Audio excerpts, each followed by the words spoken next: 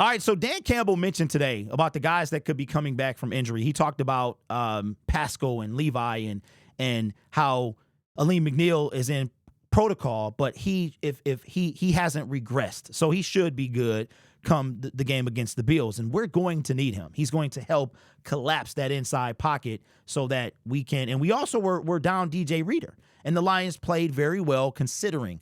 I noticed that he wasn't too high on Brodric Martin. I'm beginning to think that Brodric, he might be a wash. He really might. He got a good year before we really know, but I think that Brodric Martin, it might be safe to say that he was definitely a reach, but he might have been a mistake. He might have been, but we got time. Dan Campbell did say that that's part of growth, and we've seen if he come alive year 3, you know what I'm saying?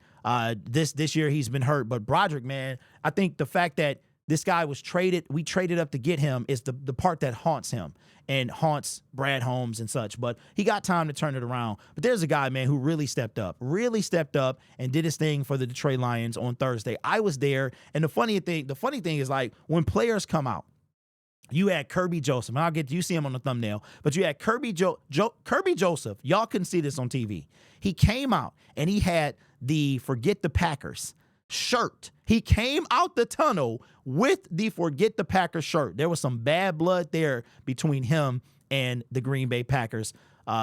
Really, what's his name? Tucker Kraft. Those two guys, they didn't like each other. They don't like each other. And I think a true rivalry is starting to start between the Green Bay Packers and Detroit Lions. A lot of people yapping at the mouth before they play us. Then you have Terrion Arnold doing a flip, and I'm like, well, I thought we weren't supposed to do that. But here comes a guy, Pat O'Connor, a 7th-round pick in 2017, came out of Eastern Michigan, 6'4", 300 pounds. He had never been introduced through the tunnel. And when he ran out, it was just the most RoboCop thing ever. We gave him a really, really nice kind of ovation, and he just ran out. He was so focused. He was like, I'm running out, like Pat O'Connor, man. But he came and did his thing. Now, this guy was drafted. He was drafted in the 7th round by, guess who? Us. We took this guy, but apparently he never made our team because he didn't see his first NFL action till 2019. Check this out. According to ESPN, the Detroit Lions drafted Pat O'Connor in 2017. That was a Jim Caldwell era. That was the last draft of Jim Caldwell.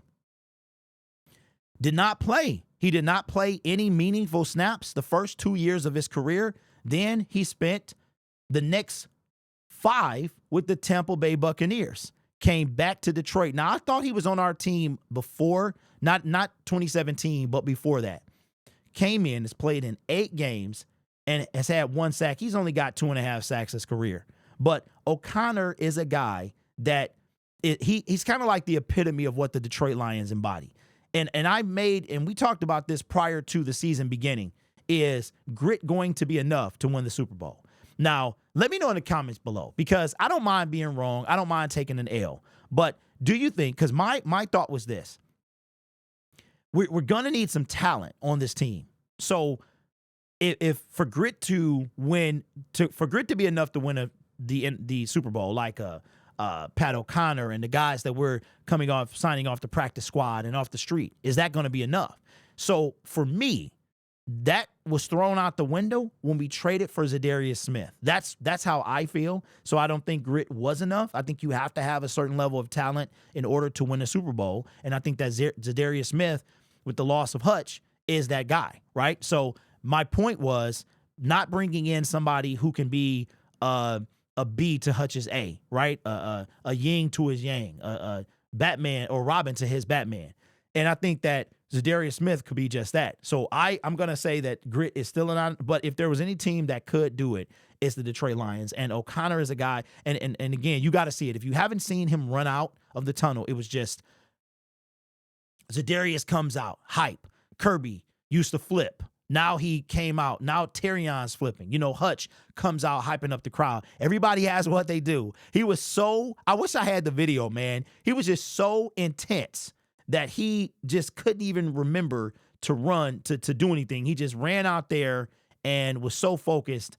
on coming out the tunnel because it had never happened before. But Pat O'Connor and Dan Campbell just spoke very highly of him and his production over the game against the Green Bay Packers. So let me know your thoughts on Pat. It's good to have these guys, man. These guys that are playing for something. You know what I'm saying? So I hope that he gets to see a championship this year with the Detroit Lions.